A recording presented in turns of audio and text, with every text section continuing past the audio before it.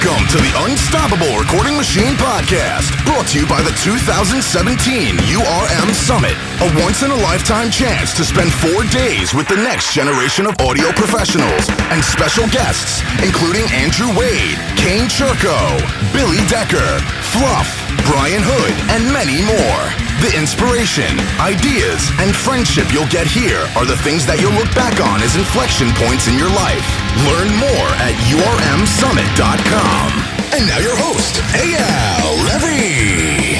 Welcome to the Unstoppable Recording Machine Podcast. I am EYAL Levy, and with me is someone who I have been trying to podcast with for, I think, almost literally a year now. Something like that. Like, if I go back into the emails, they go back pretty far, at least 6 months. So, Mr. Romesh Dodangoda, thank you for being here. My pleasure. It's great to finally do it.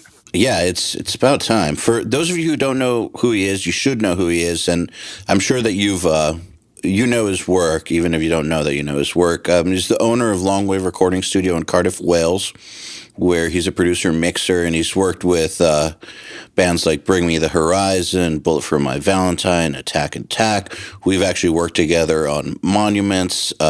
He's worked with Kids in Glass Houses, has gotten to do great things like work at Abbey Road, mixing Bring Me the Horizon, live at Wembley. And he's a cool person who believes in educating up-and-coming engineers. Like, I see him doing this online frequently, inviting engineers to hang out at his studio for a day or going places and giving lectures. So I have a soft spot in my heart for modern engineers who do believe in educating people, obviously. So thanks for being here. Oh, my pleasure. It's great. I'm glad we're finally doing it. Yeah, and you're at my favorite studio in LA and possibly the US. I'm at Sphere Studios in LA, and it's absolutely incredible here. It's kind of overkill for recording a podcast. Yeah. I think Frank asked me like if I wanted an 87 or something, and my voice was like a bit overkill. But yeah, no, it's a beautiful studio. Yeah, for those of you who have never seen it, just go to spherestudios.com. It's one of the most gorgeous studios ever, and their gear selection is... It's unbelievable. Unbelievable, yeah. And they have a nice shower, too, with robes. So, Nail the Mix subscribers will remember it from the Amur session. But let's talk about you, not the studio now. So... How's LA? You've been traveling quite a bit. Didn't you just come from Australia also? New Zealand. So I got asked. New Zealand. I got asked to do what's called a New Zealand producer series, which is they fly over a producer to basically come and do a session, but they have students who come in on the course, and they basically get to watch how I, do a track from start to finish, and I kind of break down, everything I do. It was really fun. Like, everyone, had a screen as well, so they could see what I was doing, and I kind of got everyone involved in the session. So like, I would kind of talk about like drum miking for me and stuff, and then I'd actually get them to do it. So yeah, it was really great, and it was it was amazing to be able to ask to go over there. And then I did some like one-on-ones with them then on the last day where they played me. They brought in sessions for me to have a look at, and yeah, just kind of helping them as much as I can, really. So, and this was in a university setting? No, this is in the studio. It's in Roundhead Studios. Oh, cool! That's amazing. It's Neil Finn from Crowded House. It's his studio. They've got an amazing Neve there, and again, another beautiful studio with loads of great gear. So this is just something that they do. They just bring in producers to help educate people. Yeah, so it's a producer friend of mine called Greg Haver, and he runs it. And yeah, I think this is the second time they've run it. But they're already looking to do it again now. I think it's great. I think like the students really got a lot out of it. Sure. And also it's kind of also for people who are already producers. It's kind of like helping them, level up again, and there's a nice balance of people there. So like some beginners, not beginners, but like people who were trying to become a producer. Then there were also actual producers there as well. How do you find the recording scene in New Zealand?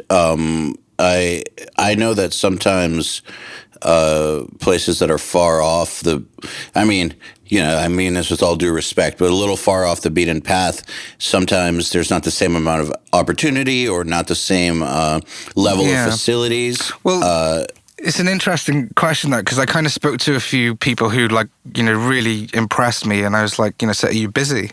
And they were saying that, there's not a lot of work around because there's not that many rock bands, So I kind of like talked to them about it, and I said, well, you're a great mixer, and maybe you can, get some work in from. It doesn't have to be from New Zealand. You can mix you can mix records from from anywhere. But yeah, I don't know if there's a massive kind of recording thing going on there, but there's definitely some really great people out there. I've always wanted to go there. It's amazing. Like I went from Tokyo to New Zealand, and the kind of difference was like crazy, because Tokyo is just like absolutely hectic place, and then New Zealand is just the future. Really, yeah, it is the future. Yeah, it blew my mind. Yeah, it's Blade Runner. Yeah. Oh man, it's like I got out of the airport and I was just grinning. It's just like, this is amazing. Oh yeah, I love it there. I feel like I'm on another planet. Or stepped into a movie. Yeah. It's unbelievable. So why did you go to Tokyo? Sorry if I'm butting into your personal business here. No, it's fine. Just a stopover. I kind of, I thought if I'm kind of, I hate flying for like really long time. So I kind of split the journey up a little bit. And I thought, well, if I'm going that far around the world, I might as well kind of stop and visit. So it was just a visit, really. You're literally going all the way around the world, though. Yeah. So from England to Tokyo, Tokyo to New Zealand, New Zealand to LA, and LA back to England. Yeah, I fly out tomorrow afternoon. I fly out. Man, that sounds like a cool trip. My jet lag's going to be awful when I get back. Yeah, you're going to be hating life. Man, I got to tell you, too, jet lag never used to affect me, but these days, I feel like it's an age thing for me, because right.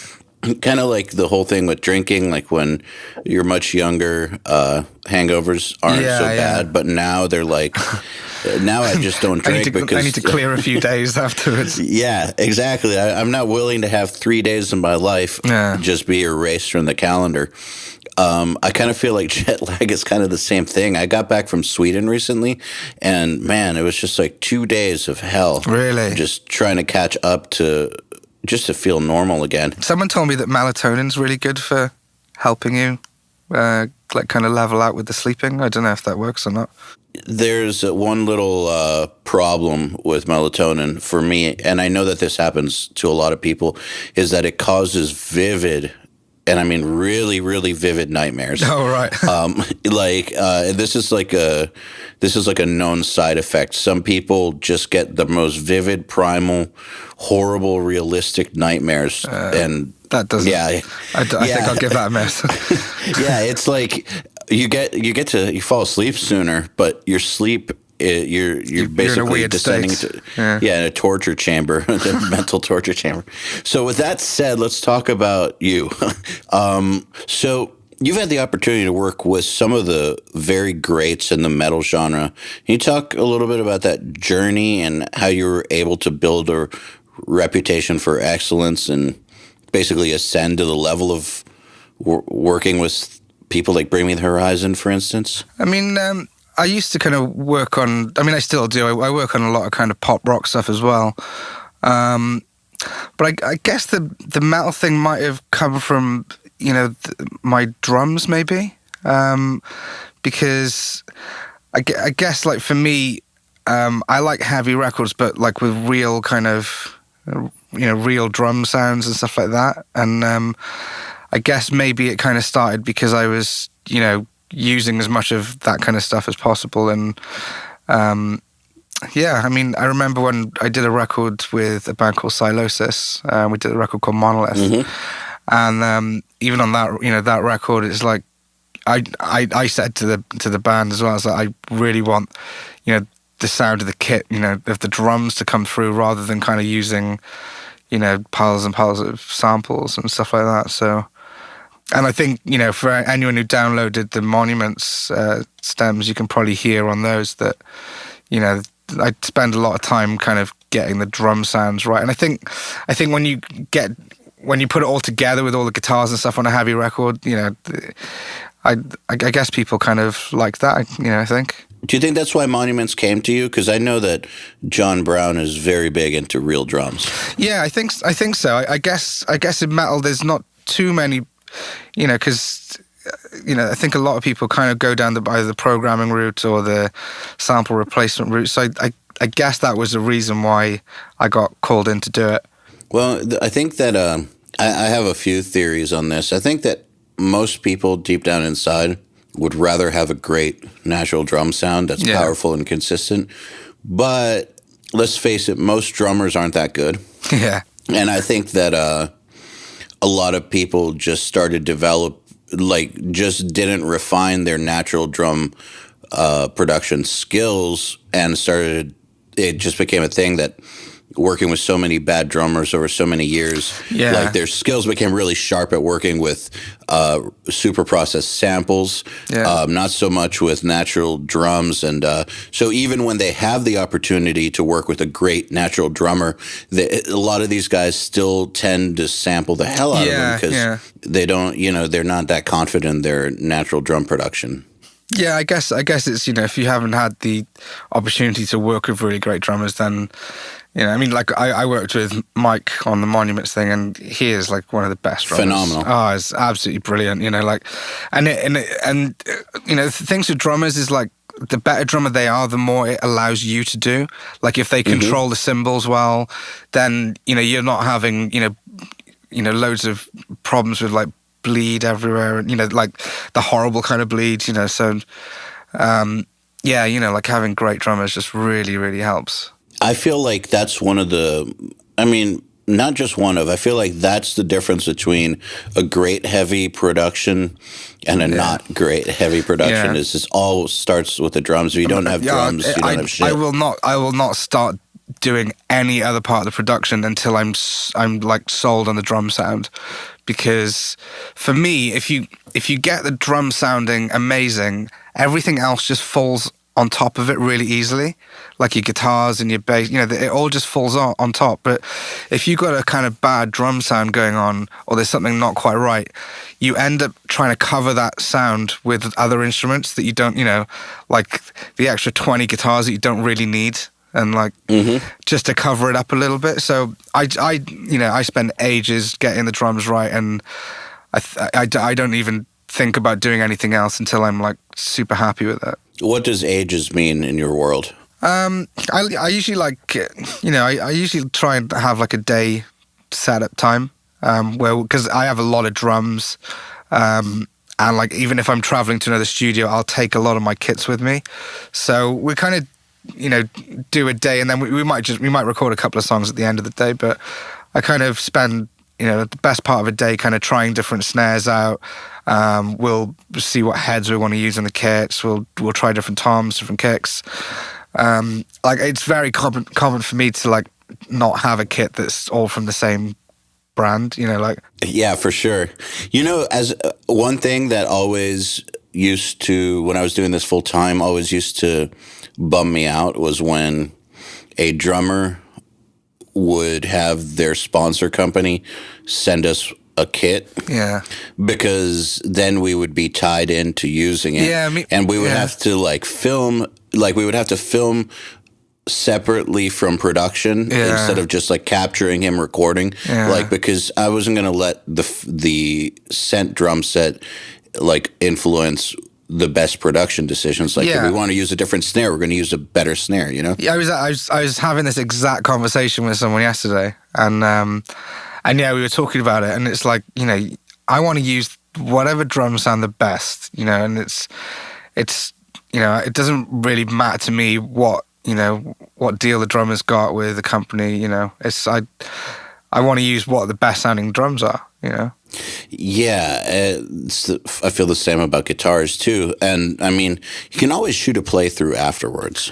Yeah, exactly. I think that more times than not, any drum set that I've ever been really happy with, recording wise, has been a Frankenstein of 4 different kits or something. Yeah, so I mean, like for me, I have a Gretsch 24 kick, which I love. I'm just such a huge fan of 24 kick drums. They have like that real nice low end to them, and if you know, the shallower you go with those kits, the kind of more attack and punch you get out of them. And then, like, you know, I've got quite a lot of, you know, various options, but at the moment, I'm really loving, I've got like an old Yamaha recording custom from like the 80s. And those toms they sound amazing. They record really well. They tune really easily. So, you know, I might, you know, use, you know, an unmatched kit, and then the snare will probably be different depending on what kind of sound we're going for. So speaking of tuning, do you hire a tech or do you do the tuning yourself? It's sometimes if I've got the opportunity, I might bring someone in, but usually it's between me and the drummer. So I'll get the drummer to kind of roughly get it, you know, where I feel it should be, and then I'll kind of start. I'll do some of the listening to it in the room, but I'll kind of concentrate more like when the mics are all up, and then we'll, you know, me and the drummer will kind of both do it together, really. Do you ever find that sometimes drummers in bands are the worst tuners of all? Yeah, then I have to try and step in. But yeah, if I can, then I mean, I'm kind of blessed. I work with quite a lot of good drummers, so most of the time they're pretty decent at tuning. Well, back to the Monument session. Mm-hmm. Well, one thing that was interesting about that session was it's kind of like a picture of how a lot of modern productions happen. The drums happen in one place, guitars happened at John's home, I believe. Yeah. I did the vocals in a whole other country. And then John mixed the music. Yeah. So there's a lot of sending files around and lots of communication. How often do you get in situations like that, and do you even enjoy it? It's not very often. Usually, if I'm doing a record, I'm kind of doing all of it. But you know, I think the album turned out amazing. You know, everyone did such a killer job on it. You have to kind of make, you know, when you're recording it, you have to remember that you're not going to be, you know, doing the rest of it. So the one thing I did with the drums is I used an SSL, and I kind of got the balance as much as I can so that when my returns were at 0, you had a pretty good sound there. So, I mean, I think the rooms, you know, maybe different there, but like just a general kit, I wanted John to be able to take the files and kind of have a fairly hassle-free, you know, way to kind of take them and then start mixing with them. So it already sounds good. Levels up, or faders is 0. Yeah, or you know, it's at least kind of where, you know, in a good ballpark. Yeah, I kind of do that all the time, really, with whatever I'm doing, because even if it's my own thing, I kind of like to have, you know, if I'm tracking something, I'll have all my return faders at 0, and then try and balance everything so that it sounds pretty good at 0. The rooms might be printed a little louder or quieter, depends, but generally I kind of go for that, because then I know that when I'm in, you know, the mix stage or something, if I'm at 0, that's kind of the sound that we had at the tracking stage. So one of the things that happens pretty commonly with Nail the Mix sessions is that you just load them in and the songs already sound really good. Yeah. And it's just a testament to how good the people are who track the songs that we license for it. But that's really like something that sets, you know, kind of like separates the men from the boys in a lot of ways, is if you put the raw tracks in, just faders up, does it already kind of sound all right? Like, not great, but all right. Yeah, I mean, that was the whole... I wanted to make it as easy as possible for John. I mean, it's something I do anyway with myself, you know. I like the idea of you push the faders to 0 and it's in a good place. You're not kind of having to gain stuff up and whatnot. The other thing that I do, which I think other people have started doing now, I'm sure I didn't come up with it first, but I have a numbering system on all the files, because if you just send a bunch of files to someone, especially with drums, and they just load them up and they're all in like some crazy order, I every time I put a 01, 02, 03, on every channel, then that way when you give the files to someone else, it imports in the exact order that you've been working on it. It makes it easy to communicate with, when you're talking to them about a certain file, you know exactly which one it is. And it just saves you the hassle as well of like importing them into a DAW and having to rearrange them all and stuff like that. So I've started prepping files like that for our subscribers, just because so easy. It takes no time to do, and it just makes life so much easier. I think that's the big thing when you're working with other people. Kind of like a messy person sometimes understands, like they get along on their own fine because they understand their own mess. Yeah. So I think a lot of producers are like that when the project is going to stay with them at all times, but you can't be that way when you're working with other people. I think it's a bad habit to get into anyway. Absolutely. You never know, someone might end up remixing the song and stuff, and if you've just got a load of files which don't make any sense, then it becomes a problem. So it's always good to do it from the start, and then that way it's done, it's out of the way. And, if you do ever need to give it to someone, it's in a really, easy, it's in an easy state. Absolutely. So there's another record, though, that that you only did a part of that I want to talk about. You got to record the guitars for Motorhead's release, The World Is Yours. Yeah. Which is kind of one of those bucket list moments, I think. Yeah, it was... What was that like? It was amazing. It was really, really cool to be asked to do it. Lemmy would send us files from the States, and we did all the guitars basically on that record because Phil was in the UK at the time. It was incredible. Every day I turn up, I'd basically get to hear loads of amazing Motorhead stories, which I never get tired of hearing. Are any of them shareable? Or maybe probably not. But yeah, it's just amazing. Like Phil's such an interesting guy, and he's been in one of the biggest rock bands, and he's just got so many great stories to share, and he's been through a lot. And I guess doing the guitars, I was kind of, I think a lot of what I do is, there's some psychology in you trying to read how the person wants to work. And obviously Phil's made so many records over the years, so you're kind of you're trying to find somewhere that he's how he's comfortable working and stuff like that. You have to figure that stuff out, but we had a great time doing it. It was absolutely amazing. And then since then, just before I came here, I just finished. He asked me to make his new record with his new band. So we just finished doing that, which I did the whole record and mixed it as well. Oh, nice. So the day before flying out, I was actually in Abbey Road. So we were just finishing the mastering.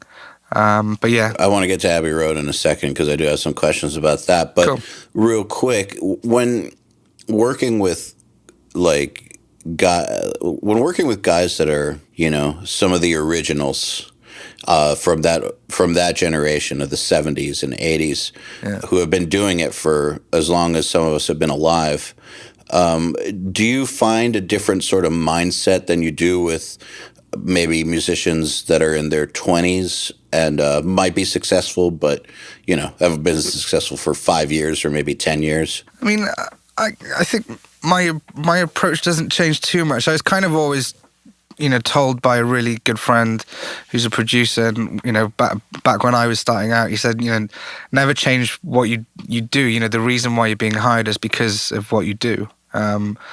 So, I mean, obviously with everyone I work with, there is a level of I'm trying to figure out how they want to work, and stuff like that. But I mean, with Phil, I was just myself, and I didn't really alter the way I worked. We just did what we did, really. I was just wondering because I guess I've assisted on some records with bands that have been around for like 30 years and stuff. And those guys tended to have their requirements and their preferences down to like, an eighth of an inch elevation on a bass drum, or things like that. They're just set. They've been used to it for so long, I guess, that you kind of get, if you've been doing it for so long, you kind of have things you like. I guess that might be a reason. Yeah, makes sense.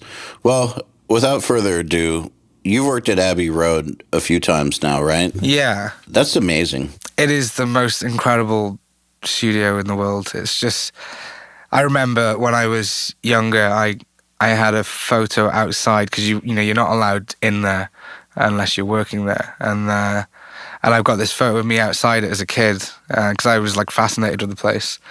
And then I remember the first day of actually going in and actually going into work, and it's just an incredible feeling. You go in there and just all the history, and you kind of walk down the corridors and there's like old tape machines and old EMI consoles around, and it's just absolutely incredible.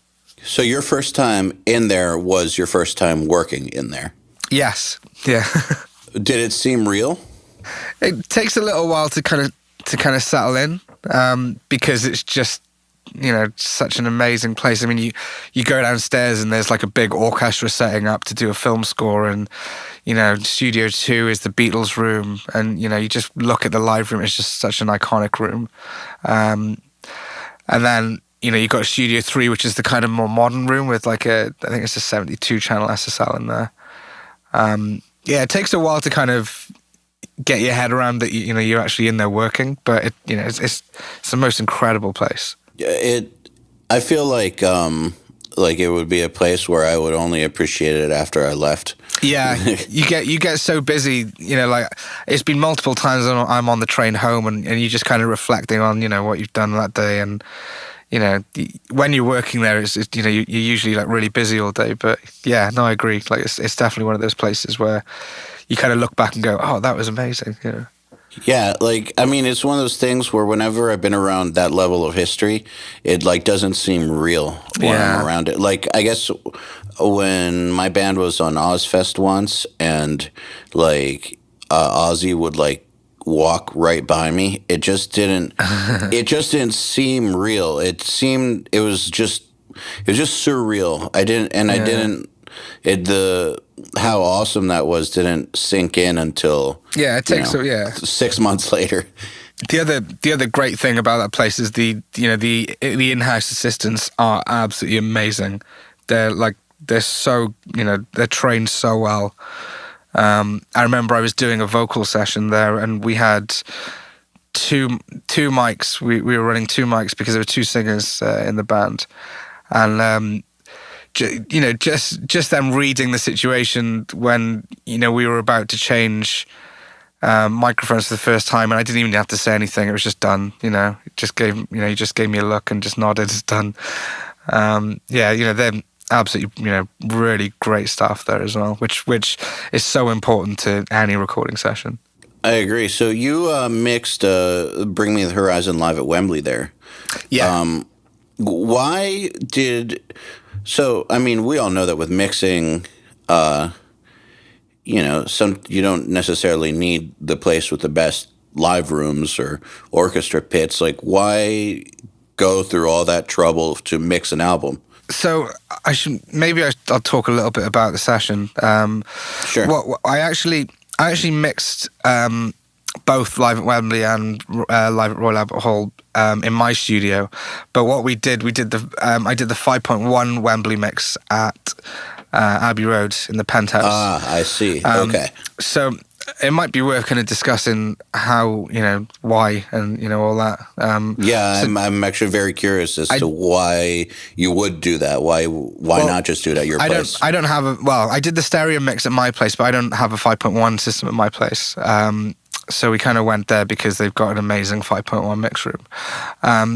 But the one thing I wanted with both those things is I didn't want the 5.1 to sound so different to the stereo mix. I wanted there to be some kind of thing that connected them. I didn't want you to put on the 5.1 mix and it'd be completely different.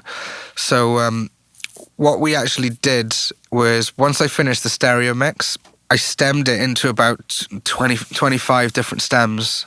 So had kick, snare, the rest of the kit, and then bass, guitars, and then split the keyboards. One of the important things was to make sure that all the low end stuff kind of had its own track, so that we could kind of run those into the subs in 5.1 if we wanted to.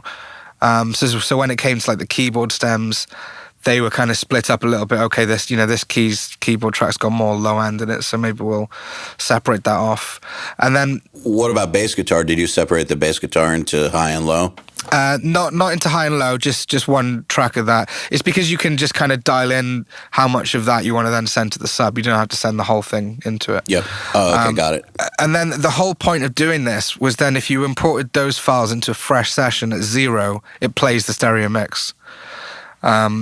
So we did that, and then when I went to Abbey Road then to do the 5.1, when I loaded all my files, it played the stereo mix. So then all I really needed to do then is just actually create the surround space then. And I've still got all my EQs, my compression.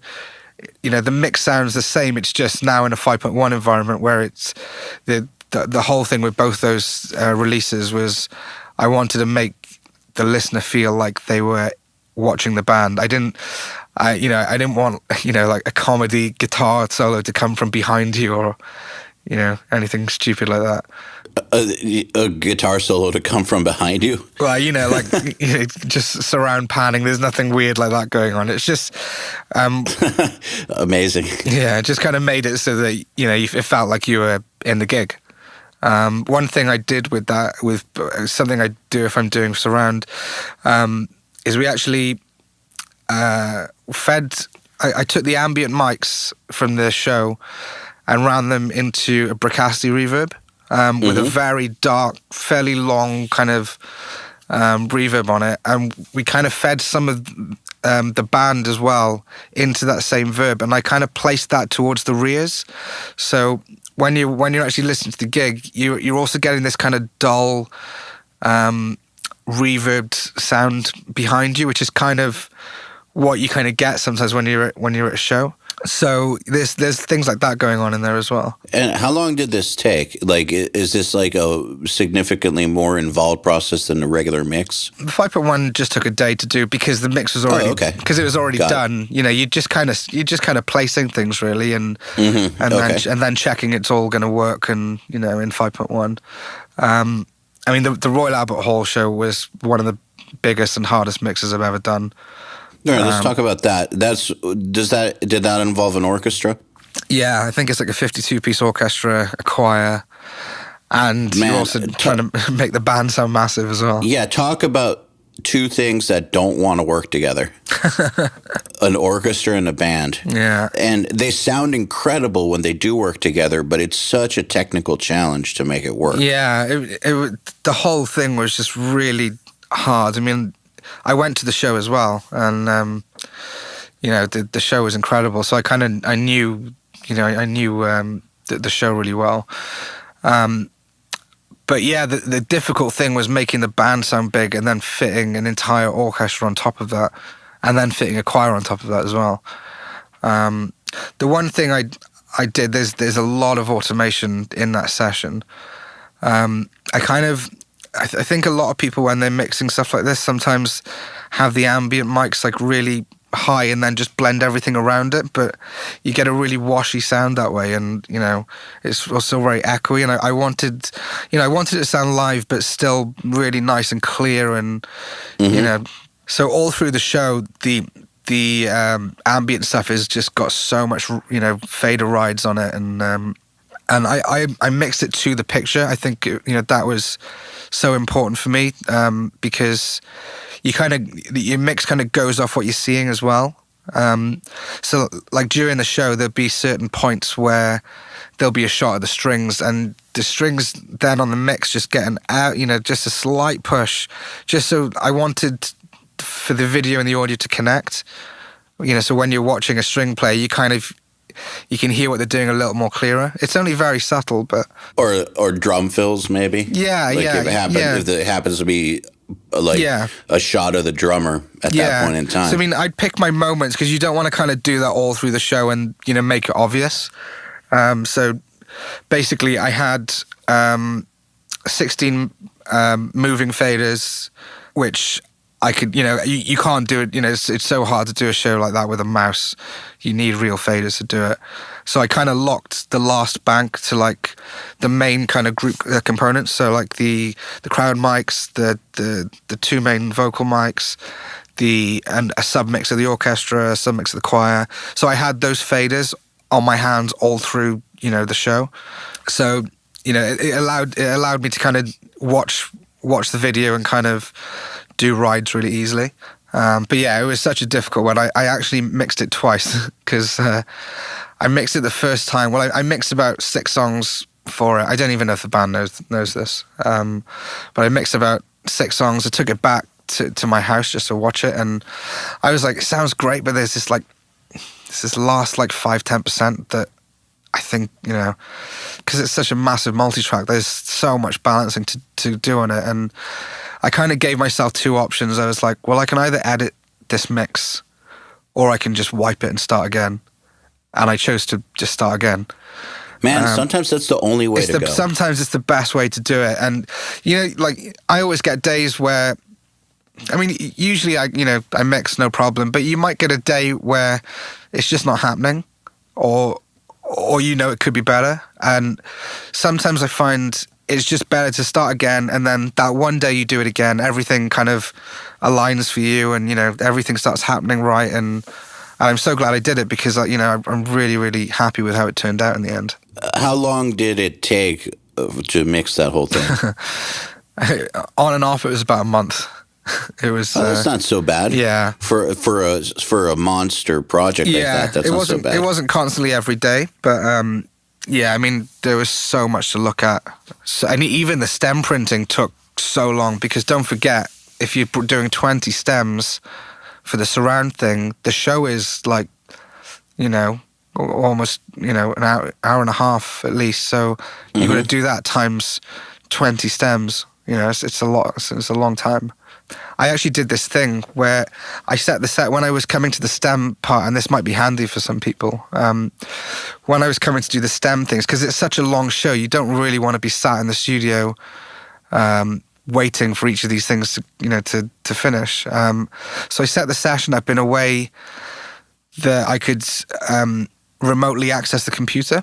So I could be anywhere, smart and man. I knew that in an hour and a half, I just log in, I see my screen on my phone or on my computer at home, and I could just set up the next stem, and that way I could kind of get on with life, and but still have these stems running, still printing for me. Yeah, I mean, shit, dude. I would sometimes just do that from the other room. Now.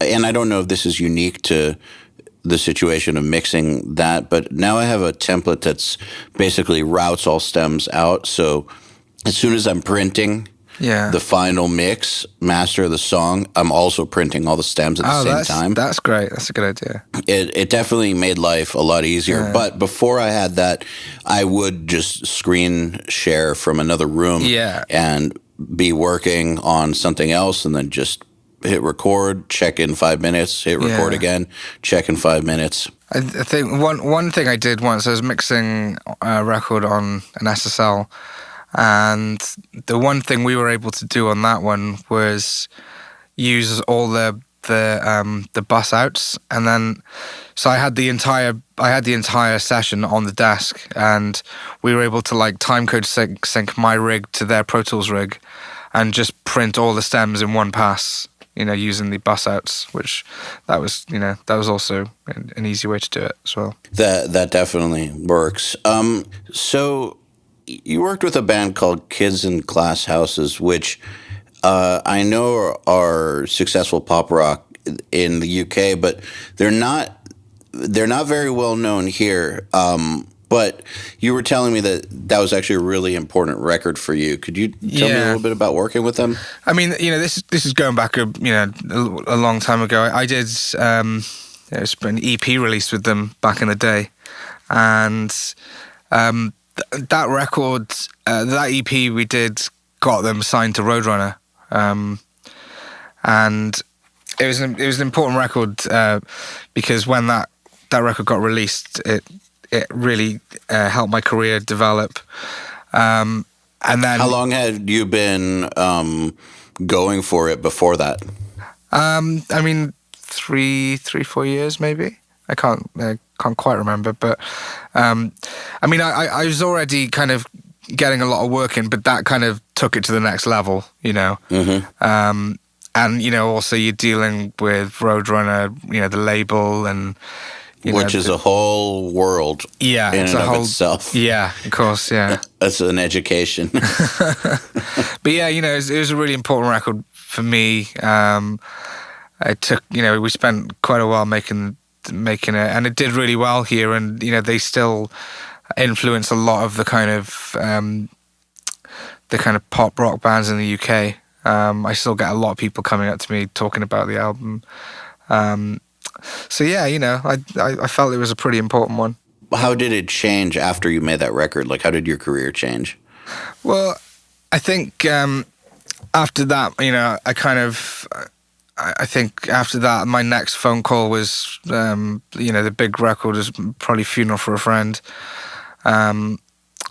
So I was actually a huge fan of that band, so it was amazing to be asked to work with them, and they actually kept me on for like multiple albums, which I wasn't expecting that, but we got along so great, and we were all on the same page, and I was not afraid to kind of tell them what I thought about the songs and stuff. So there's a good trust between us, and so I ended up doing like 3 records with them and like loads of other stuff in between. So yeah, it was definitely a moment which I felt, okay, things are now kind of going well.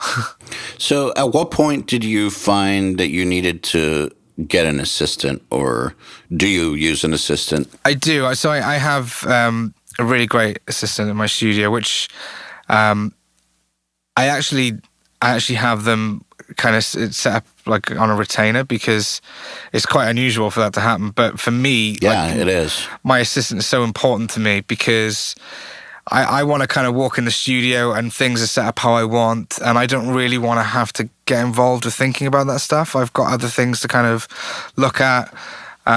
So, he's worked with me for 10 years now. And he knows me really, really well. Like, he'll know what I'm going to be looking to do.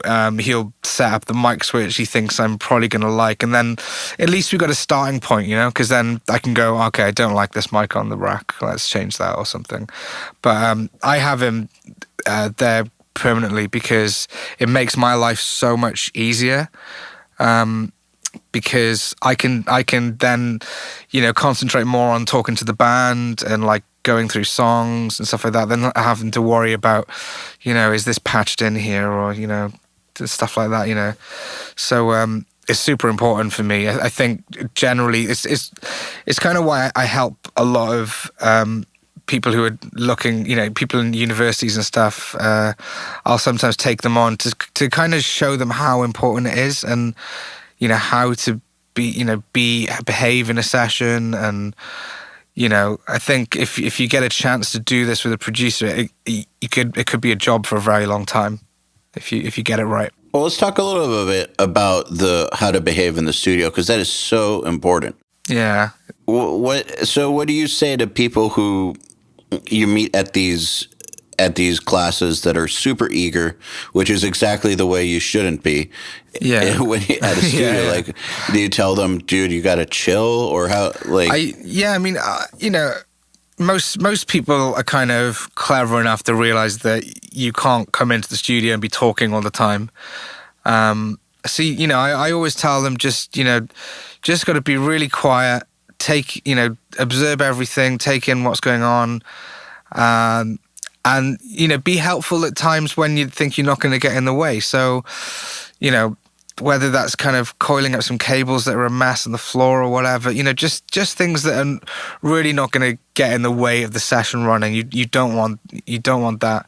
I never want someone who's just constantly talking to the band in the back of the control room, because that just gets really distracting for me if I'm wanting to concentrate a little bit and the assistant's just talking about something. That stuff you don't want. And then the main no-go is never suggest anything for the song. I've kicked a couple of people out. Just coming up with, the producer doesn't want you to be coming up with all these suggestions. For me, I might be, sometimes I will, I'll be kind of trying to get an idea out of the guitarist. So sometimes I might I've done it before where I've wanted a guitarist to play a part a certain way, but maybe they're a bit stubborn and they want to kind of make sure everything is their idea. So I'll kind of like have a guitar and I'll just be kind of quietly playing it another way until they kind of figure it out, subconsciously. And then they'll be like, Romesh got this idea, a better way to play it. And I'll be like, yeah, cool, great, let's do it.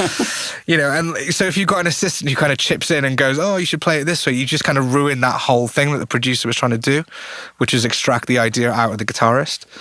Yeah.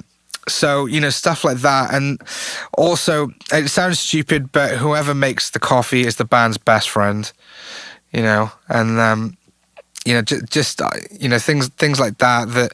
It's so not stupid though, because it's you so need important to keep your clients feeling good. Yeah, and everyone loves coffee, don't they? So, but I hope so. The main thing is just pick your moments as well, because as a producer, I'm not inviting people just to have an extra pair of hands. I want them to get something out of it. So you pick your moments to talk to the producer then, and if you do have questions, just make sure you're asking them at the right time. If they're in the middle of kind of going through guitar sounds, don't start asking them, well, what are you doing here? Why are you going for that? That's not the time to do it. You want to just, not interrupt the session at all and just kind of be as, quiet as you can. And then when the time is right, then kind of ask what questions you want. And I mean, I've seen people get dumped from sessions pretty unceremoniously for doing exactly the things you just said not to do. I had one also fall asleep. Oh, no. Which I think I threw a roll of gaffer tape at him and he woke up. Man, how could... I don't understand how you can be an assistant on a session, getting that opportunity and fall asleep. Yeah, some people just aren't cut out for it. It's true. Probably better that they learn it. But the one thing that everyone says, and obviously to people listening, try and do this, because they always say, they've learned so much just by being on a real session. Then it's something. If you want to get some more skills behind you, it's definitely something to try and do, because you get to see real life stuff. And for me, the things that are important with an assistant is also being able to troubleshoot things really fast, and also troubleshooting without letting the client know. And you get to see all this stuff happen. If something's not working, the assistant then will, or the engineer, whoever, be like, right, let's troubleshoot this. And you start from the beginning, you work out what's not working. So, you get to, when we did the New Zealand thing last week, some of the Neve channels just died, and, we had to pull them out and try cleaning them, and you eventually swap the modules. But it's important because you get to see all this stuff that you don't always get to learn, if you're going to a university or something. Yeah, I can echo this because, like, for instance, when I first started recording and was not on professional sessions, it took me a while to get anywhere. And then suddenly my band worked with Colin Richardson, like 5 years in. I know Colin. He mixed our record. I came to London to watch him mix, and just from being with him for 3 weeks, I went back home better. Yeah. And then a few years later, when I went to Audio Hammer and started working on sessions there, I just got better. Like within a month, I was just way better than I had ever been in my life, just because the pressure makes you learn.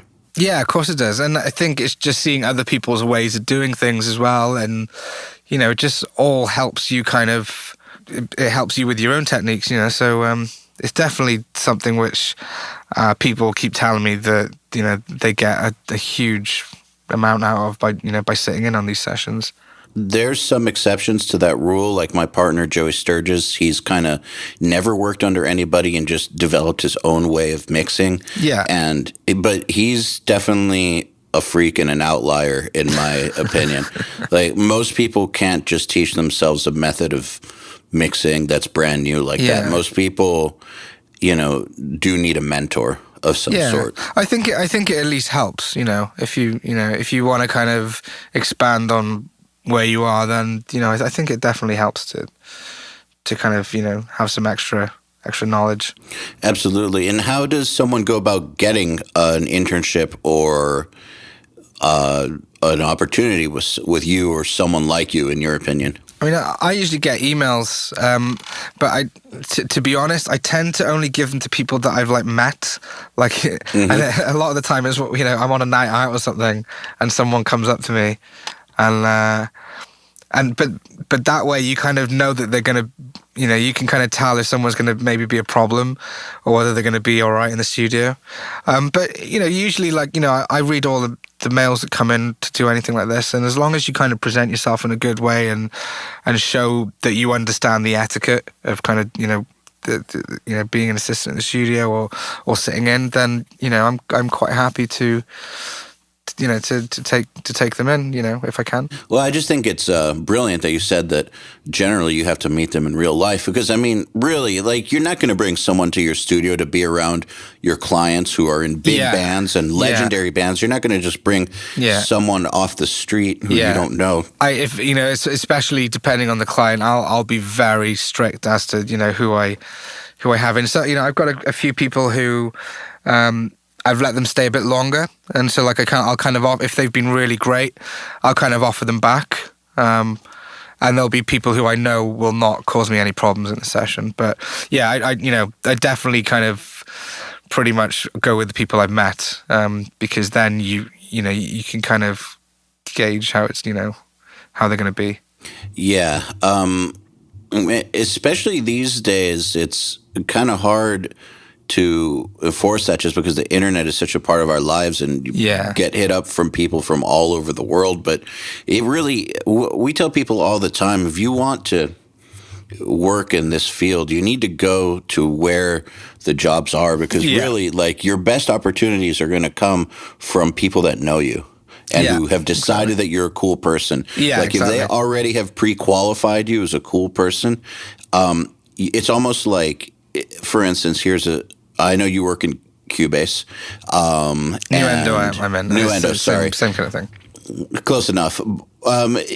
I'm sure that, like, if you met somebody who was a good engineer, but they worked in Pro Tools, and they said, look, I haven't used Nuendo, but I will learn it in 2 weeks if you give me the chance. But they were totally cool, and you knew that they were responsible. Yeah. Like, you would probably give them the shot, right? Yeah, of course, yeah. Yeah, as opposed to someone who knew Nuendo but smelled bad and and was just, made shitty coffee or something. Yeah, I mean, for me, like, the level of your knowledge is not super important to me, because that's the reason why you're coming to, to do that. But it's more how you are as a person, and, just showing me that, you want to learn stuff, and, that's more important to me than what you can do at the moment. Yeah.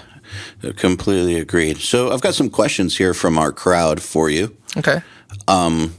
some of these are questions that I had, but I'm just going to go ahead and attribute it to them because I want them to feel good. So first one is from Rodney Altenbow, which is your collection of amplifiers is something I greatly admire. If you had to pick one to be your desert island amp, which one and why? And before you answer that, let me just add, could you tell us a little bit about your collection of amps? Because it's incredible. It's also a big problem of mine. I mean, it's just kind of grown over time. But for me, I have it because, and it's the same with drums. I have it because I really love the idea of, searching for a sound. And if one amp doesn't work, we'll just try another one. And I think that you're not kind of bending one amp to try and get this sound, and using all these pedals then and all this stuff. I just try another amp and just see if that works. And I think it's really creative as well. For the guitarist, to be able, they love it. They love walking in and seeing all the amps, and it's like a playground for them. And a tone inspires you as well. It's like when you get a new guitar and you'd like write a song like in 10 minutes.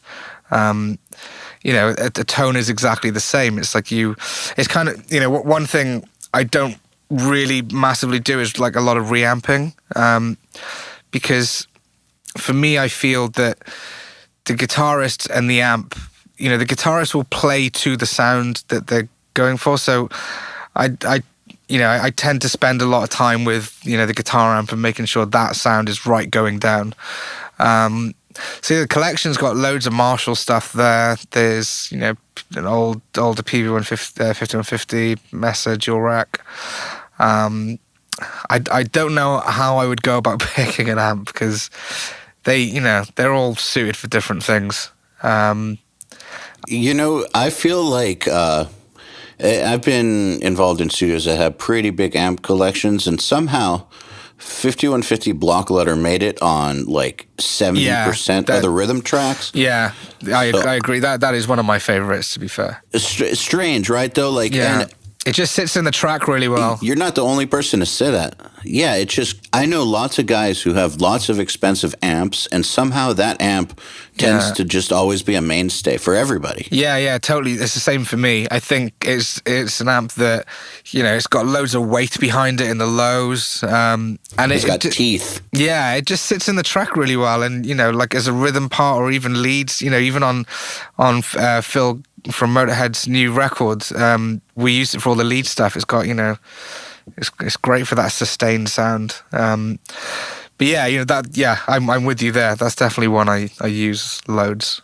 So here's one from Scott Kelly, and I guess I'm actually curious based on what a good answer you just gave on your amp collection.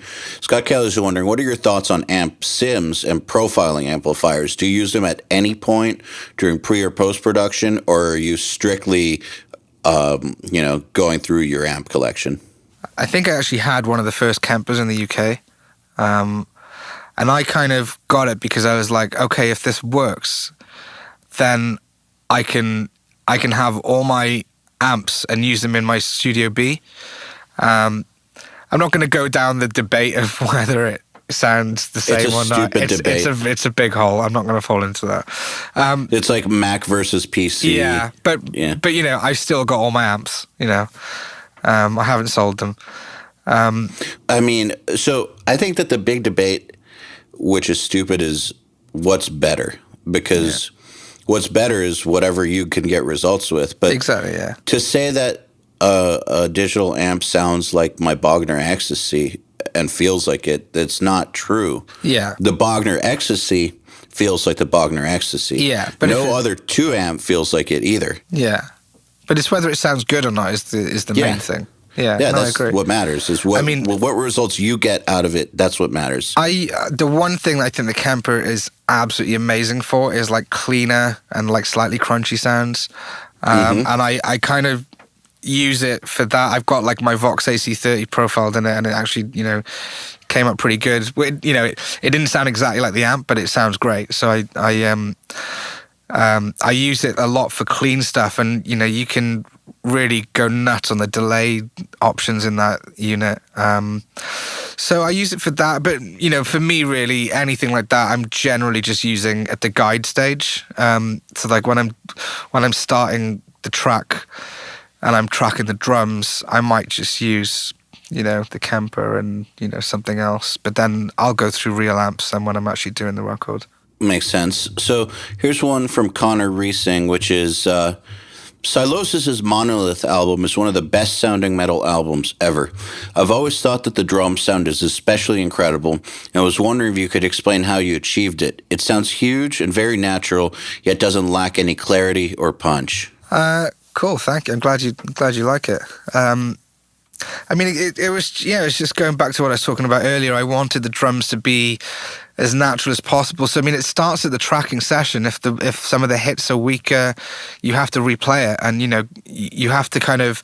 When I was doing the drums, I'm kind of imagining that there's going to be a big guitar sound on top of it, and you've got to make sure it cuts through. You're going to be able to make it cut through. So I use quite a lot of room mics on there to kind of give it a space, which I think you hear the rooms quite a bit in the record. The one thing that I did was I didn't use samples, but not other samples. But what I did was, I think I took a couple of hits of the actual snare we used, and then if there were any kind of when I got to the mix, if there was anything that I needed to kind of tweak, then I had a stronger hit. If it was kind of but nothing crazy really. It was just kind of got the recording right, and then like I was saying earlier, when the drums sound good, everything just falls on top of it quite easily. So yeah, nothing. It's true. Yeah, nothing crazy on it. Well, isn't it funny though how and I hear this a lot from people, and I've seen this a lot, this concept on Nail the Mix, that lots of the best sounding mixes or productions or tones that I have personally gotten or seen other people get tend to be nothing crazy, like you just said. But what I think the part that is crazy is what it took to learn how to get to that point where, because you have millions of options in what you could do tone-wise, right? Yeah. But you're doing the 4 or 5 moves between the microphone placement and how you tune the drum that you chose, all that stuff. Yeah. You're making like 5 or 6 or 7 or 8 decisions that make all the difference out of the millions of possibilities. Yeah. So that's the crazy part, is getting to the point where you understand which of the basic moves in combination with each other, like basically unlock the tone puzzle. Yeah, I mean, to be fair, what I do a lot. I mean, I had someone ask me like not long ago, "Oh, hey man, do you remember what frequencies you EQ'd on this Funeral for a Friend snare?" And I was like, no, and I probably didn't even know at the time either, because when I'm doing things and I'm trying to get a sound, I'm listening through the speakers and I'm chasing a sound in my head.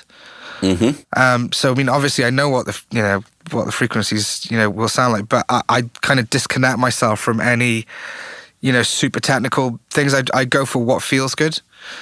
So I think all those kind of, for me, it's chasing a sound that's in my head, and I'll just keep going until I get it. Makes sense. Yeah. So here's one from Mario Maslik, which is, and I don't know how you can answer this in a succinct way, but how do you go about producing rhythm guitars in metal? Do you use the same amp box with the same settings for both hard left and hard right, or a slightly different setup?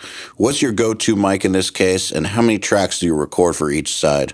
So, I mean, if it depends if it's a busy riff or not. If sometimes with guitars, less guitars makes it sound bigger. Especially with riffs and stuff. Sometimes if you kind of go overboard with it, the sound actually just starts shrinking and gets less clear, because everything's playing at slightly, the riff at slightly different times, and you lose that width a little bit. I tend to use the same guitar on both sides, because here's the thing: sometimes when you use another guitar, you've got slightly different intonation, and it can cause the tuning to just sound a little weird. So I tend to stick to the same guitar. I might change the amp. I rarely do, to be honest. With kind of heavier stuff, I kind of like the symmetry of, the guitars being, quite wide. And then I'll use the lead stuff to kind of do any, color moments that I want. But it's, I have sometimes just changed the amp, but mic wise, it varies. I usually have 3 mics set up on a cab. So I have a 57, a 121, a Roy 121, and a Bayer M160. The M160 it's a great guitar mic. It's not very expensive, but it's an amazing mic on guitars. That's a good mic. Yeah, it's brilliant. I think it gets kind of forgotten about, quite a bit. But it's if anyone wants a really good ribbon mic, that is really good. But the one thing I do with guitars is I'll sum the mics down to one channel. I'm not someone who wants to keep loads of guitar tracks in the DAW and then be deciding on the blend later. So what I do is all the mics come into my console on 3 faders, for a fader for each, and then they're all summed to one channel, and that's the channel I record. And it forces you to make a decision, and it because I think otherwise you never finish the guitar sound. You're kind of constantly changing the blend. I like, a lot of how I work is I kind of make decisions and print them, even down to my use of compression on the way in. If it's slammed a bit, but it sounds how I want it, then I'll just print it. But yeah, with the guitars, I'll kind of get the faders up. I love Chandler TG2 preamps, which I use for those. And then I'll just kind of play around with the balance between the mics. The one thing I do is you've got to make sure these mics are completely in phase. The one mistake a lot of people make is not, it's the distance between the cab grill and the actual mic. You've got to make sure the capsules are aligned. Like, for instance, the SM7, the capsule doesn't start until like halfway down the mic. And if you've got that set up and then a mic really close up, there's going to be a time difference there. Mm-hmm. So we spend a lot of time doing that first, and then I sum the mics down. I find a blend, everyone's happy, guitarist is happy, it sounds great in the track. Then I print it to one channel, and there it goes. It just isn't that just a great mindset for recording in general? Like, find a tone that works and commit. Yeah, I'm such a. I try and like tell this to so many people. It's like, just commit the ideas as long as you know what you're doing. Then commit them. Like, I think there was a couple of sessions and I got sent something to mix, and like for every guitar part there were like 5 mics, and I ended up turning it down. I didn't do it because it was like, no one's made a decision here on anything, a couple of mics is fine, but like when you're just printing all these different mics, you haven't really decided what you're going to use. It means that as a mixer, then I don't really know what tone you were shooting for at the beginning, Man, I can't tell you how annoying it is. Like, when I've gotten stuff to mix, or when I've prepped mixes for another mixer, and it was something that was not recorded in house, and there's like 2 tracks of guitars, each one of them have 8 mics, and they're not summed. It's like, well, what do you want me to do here? Yeah. You just end up reamping it. and it's not just that. It's like, it's when there's so many guitar parts in a song. So like the lead guitar, then that's got another million channels on it, and then this one's got another, and the session just becomes really hard to manage as well. I would, if you wanted to give someone the option, all the mics, and at least also sum them with where you were feeling the guitar sounded good as well. So I commit all my guitar things. I commit. I do take a DI as well, just in case we get it wrong. But I generally just commit and get on with it, and that approach applies to pretty much everything I do. The compression with drums. Like on the Monument stems, for example, I've printed compression off on the snare mics and stuff like that. Stuff like that. I'm totally fine with, as long as I'm confident that is the sound I'm after. Great answer. Here's one from Johnny Marsh. I've heard the music scene in Cardiff, where you are, is pretty decent in terms of live music and also the quality of bands that are around. Was this always the case? Has it improved or declined over the years? And do you think it has much to do with long wave?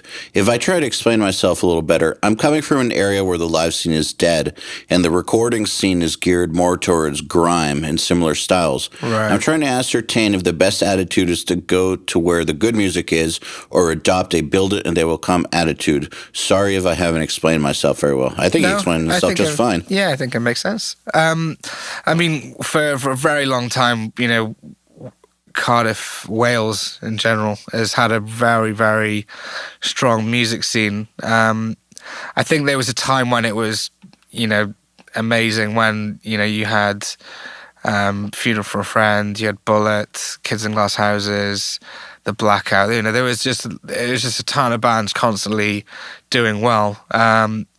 It's got a little bit quieter recently, in my opinion, but there's still amazing music out there. I guess, maybe I had something to do with it. I did work with a lot of the artists around. But I think everyone just kind of inspired each other, but in Cardiff, in general, bands, the industry's very, everyone knows each other. All the bands are really friendly. They help each other. If one band's getting big, then they'll help the next band up, and it's quite a community there. Even if I go on a night out, it's very usual to bump into loads of bands in the street. Everyone kind of hangs out together.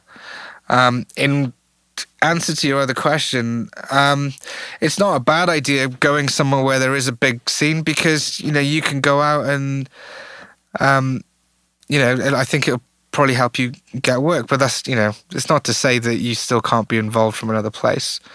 But I it could be something to think about. I think if you've got a lot of artists around that is kind of the genre you want to work in, then maybe it could be a good idea. I'm a big proponent of going to where the opportunity is. I've done it in my life. Yeah. I would do it again. And I know that there's some outliers and individual examples, again, like my business partner Joey, who can make it work for themselves in an area where there's questionable opportunity, like the cornfields of Indiana.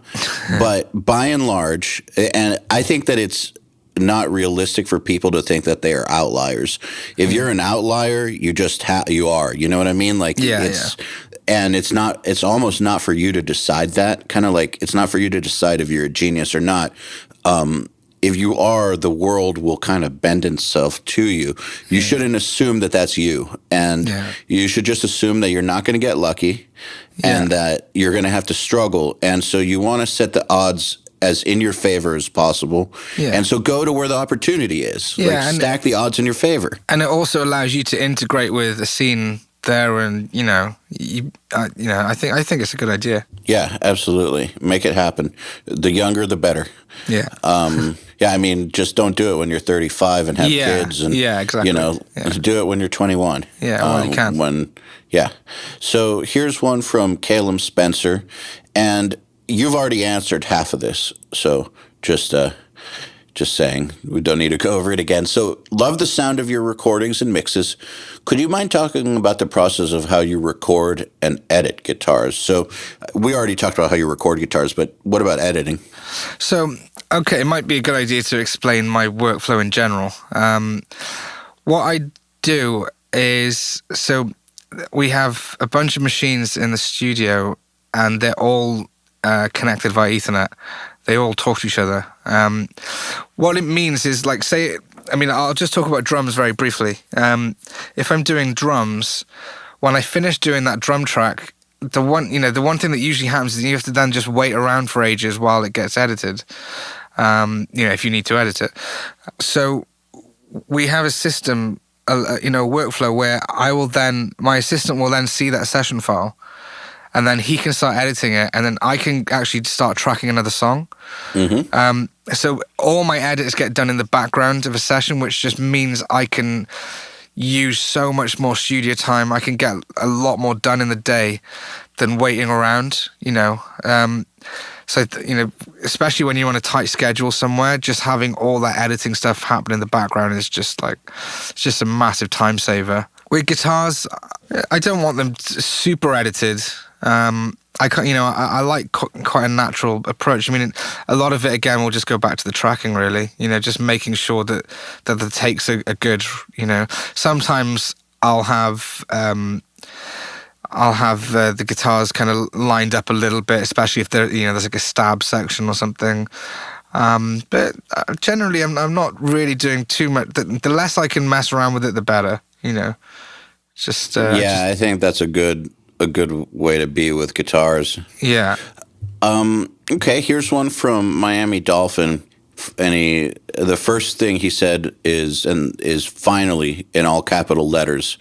So he's been wanting you to come on for a while. Ah, cool. Trash Boat Strangers has been one of my favorite mixes since I've heard it. What was your mindset going to the mix, and what did you do to get those guitars so lush? It's going back to what I said. I had a sound in my head, and I just chased it until I got it. It was, it was recorded really well. I kind of just made sure everything had a space, really. I love how that record, turned out. I think it was a JCM 800 on the guitars, and I just tried not to do too much.